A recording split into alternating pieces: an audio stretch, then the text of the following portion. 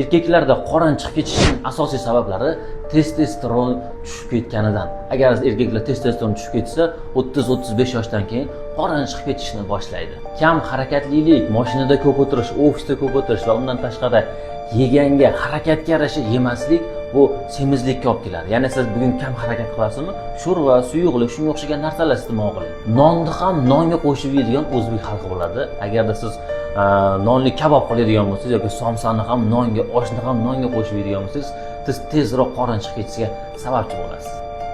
Kuniga 16 soat siz ovqatlanmasligingiz kerak. Bu nima degani? 8 soat davomida 2 mahal, 3 mahal ovqatlanishingiz kerak. Ratsionlar, misol uchun ertalab 7 da ovqatlanadigan bo'lsangiz, soat 3 da ovqatlanishingiz kerak, kechqurun ovqatlanmasligingiz kerak. Agarda soat 10-10:30 da ertalab zavtrak qiladigan bo'lsangiz, soat 4 larda zavtrak qiladigan bo'lsangiz va kechqurun o'shanga qorningiz ochmaydi. Shunda siz 16 soat ovqat yemagan bo'lasiz.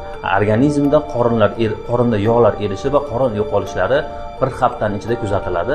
Albatta 16 soat ochlik va 8 soat ovqatlanish, ya'ni 8 soat ichida siz 2-3 mahal ovqatlanasiz, 16 soat hech nima yemaysiz, faqat limon choy, suvlar iste'mol qilib yurasiz. Shundagina ozaysiz. Kichkintoyga a'zo bo'lmasangiz, like, podpisa tanishlar bilan unutmang. Qorni bor tanishlarga jo'nating.